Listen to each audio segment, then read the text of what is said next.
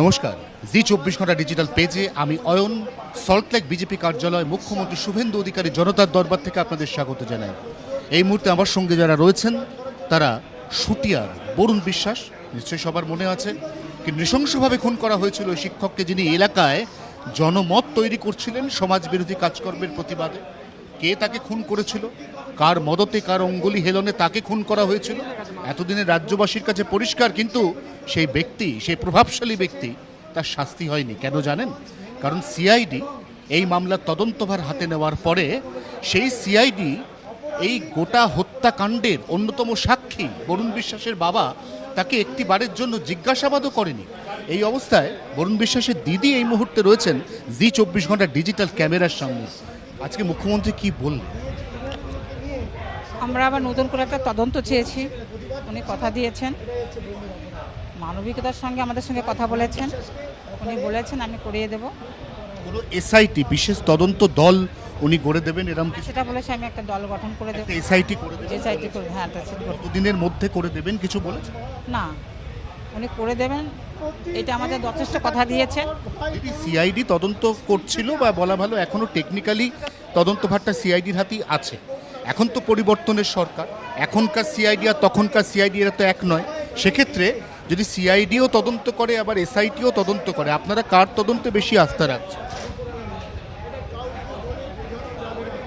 আমরা আশা করি পরিবর্তনের সরকার এসেছে, আমরা দুজনেই ওনারা কাজ করবেন, ওনাকে সম্মান দিয়ে, মানে আমাদের নতুন সরকার শুভেন্দু অধিকারী, মাননীয় শুভেন্দু অধিকারী, ওনাকে সম্মান দিয়ে আমি আশা করি ওনারা সঠিক তদন্ত করবেন, উনি সঠিক তদন্ত করবেন। তারা, আমরা তাদের কাছে আশা করি, সিট গঠনটা আশা করি, যারা যদি আমাদের সিআইডিও দেয়, আমি তার কাছে আমি আশা করব যে না, আমাদের এই মাননীয় মুখ্যমন্ত্রী এনাকে সম্মান দিয়ে আমাদেরও সম্মানটা রাখবেন বা আমার ভাইয়ের বিচার আমরা পাবো।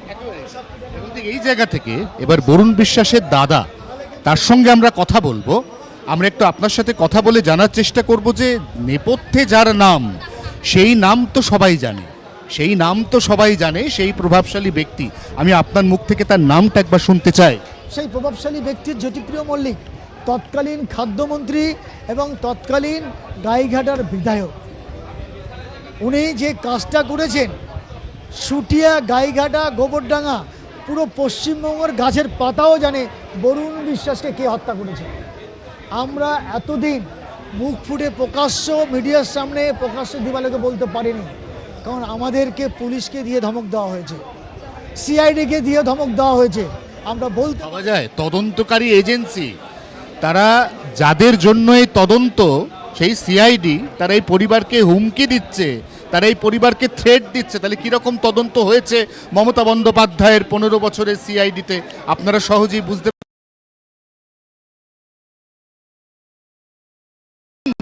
এই টিম তৈরি করে দেওয়ার আশ্বাস বরুণ বিশ্বাসের পরিবারকে দিয়েছেন মুখ্যমন্ত্রী শুভেন্দু অধিকারী, আশ্বস্ত গোটা পরিবার।